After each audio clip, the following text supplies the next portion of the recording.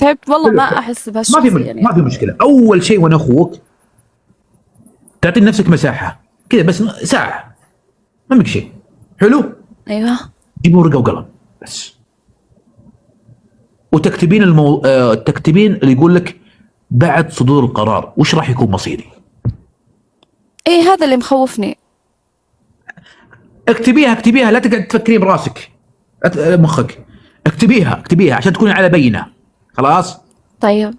عشان اذا وقعتي في اي عقبه انت من تلومي نفسك، ما حد تلومي احد. يوه يا رب، يعني اروح من شيء وارجع في شيء ثاني. افهم الحين اقول لك الان.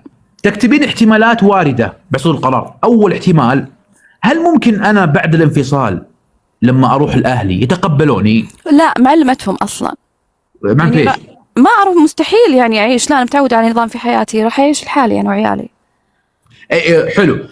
تجين لحالك صح؟ اي مرة ما فيها اي مجال اصلا تمام. بعد الانفصال ايش راح يكون مصيري؟ هل انا قادرة او انت قادرة على انك تعيشين مع عيالك في شقة مستقلة، في بيت مستقل؟ اي هذا اللي صراحة ما ادري. بعدين انا اقول لك، انا عارفة فعلا تفكيراتك والله ما شاء الله عليك، هذه كلها فعلا والله اني افكر فيها، هذا ايش خلاني مترددة. اي بس انت لا يعني لازم تكتبينها، تكاتبوا وتبينوا عشان تعرفون، عشان ما تنسون. فهمت الفكرة؟ ما اي شيء نسيت لازم تكتب. ها؟ اقول والله ما نسيت، يعني من كثر ما الموضوع شاغل بالي وما ادري شلون. الشيء الاخر المهم الضروري اللي انت لازم بعد تفكرين فيه. الحين بعد الانفصال الزوج ملزم بالنفقة صح؟ اي والله ما يعطيني ولا ريال والله ودي حلو.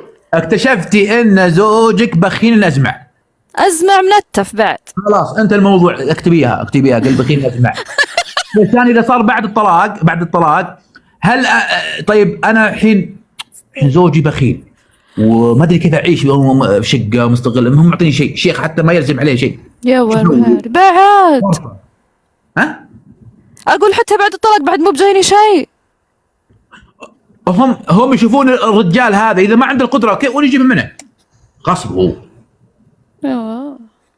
بعد ما انت ما فكرتي في هذه الامور، لازم تفكري وانا اخوك اشياء حتى بسيطه. والله وانا اخوك حتى اشياء بسيطه ممكن بعد القرار ممكن تحدث اشياء كبيره تندمين فيه ندم. يعني قصدك اني اقعد على مجنوني لا يجيني اجل منها؟ انت اللي تحكمي لما تكتبين كل الاشياء. والله العظيم انا قاعده صبر، انا قاعده تعبانه نفسيا، هو سبب لي بعد التعب النفسي ترى في جسدي. شوفي حتى الدكتور يقول انت معرضه للجلطه من كثر الكتمان، من كثر يعني خلاص. حلو. شوف الله يعطيك العافيه، انا اعطيك اياها بكل صراحه. تعرفين خل الموضوع الان الانفصال على جنب الان، تمام؟ الحين السؤال المهم، كيف الان تسايسين هذا الزوج؟ الحين تسالني ولا تعلمني؟ انا الحين قاعد اعلمك الان في موضوع انت كيف تسايسين هذا الزوج، لانه هو المشكله الاساسيه في حياتك، هو اللي متعبك نفسيا. تمام؟ اي والله مره. انا شوف انا اعطيك بصراحه، في بعض النساء نفس حالتك. تعرفين احنا وصلنا الى مرحله ان المراه تكون غبيه عشان تحل مشاكلها. والله العظيم اني استغبيت اغبى من الغبي، لا يغرك، عارفه هالنقطه. انا اعطيك اياها الحين. اي فعلا يعني صح عليك، انا سويتها وطبقتها من نفسي يعني صح، بس انه ما زال يعني. تمام. انت سويتيها ما في فايده صح؟ لا اسويها، فهمت؟ يعني لما اشوف انه زي اللي يشك في اشياء وزي كذا اسوي نفسي ابدا ماني منتبهه للي هو اصلا فكر فيه، ولا كاني اسمع واخليها تمشي. بس انه اقول لك نفسه هو نفس الشخصيه مره متعبه. طيب يا اختي كريمه، تعرفين الزوج هذا وش يحتاج؟ ما ادري عنه. لا الحين خل الماضي على جنب، الحين الان زوجك الان وش اغلب حياته مع الناس؟ لا لا لا لا لا, لا. اي انعزالي مره، ما حتى معاي بالبيت حتى مره ما في ابدا. يعني صامت؟ مره اطرم. خلاص. طيب وانتي ابتديت الكلام صح؟ مو معه خلاص كنت، بس خلاص الحين التزمت الصمت من كثر ما شفت الصمت معه احلى علاج، يعني ما اكلمه نهائي.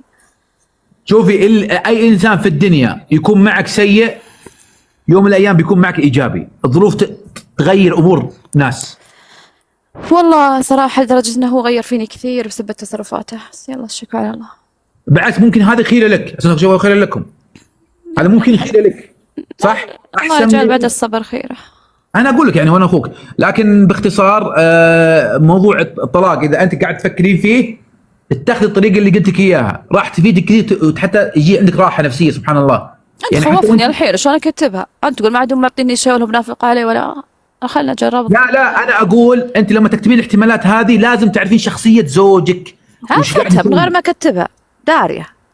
طيب البلا الحين في النافقه يعني ما استفدت لا من ولا عنده ولا بعد لا طلعت. يعني اهلك بعد مو متقبلينك؟ لا ما علي منهم انا، يتقبلون لو لا مو معلي منهم. شوفي اذا انت لا متقبلين يعني مره حتى بالرحب والسعه، بس انا نفسيا ما ابي. شوف ما ابي لا صراحه معليش، انا ما طلعت وبغيت احد يتحكم فيني من جديد. وين؟ اسمع الله يرضى عليك. الحين انت الان تقولين زوجك ممكن ما يلزم عليه الشيخ يا ابن الحلال ما عاد ابغى منه شيء، والله ما عاد ابي فيه، بس الحين قاعد افكر بعيالي. الحين انا اللي اعطيه وانفق عليه، تبيني بعد يعطيني؟ ما عاد ابي منه شيء، ابي بس محتاره.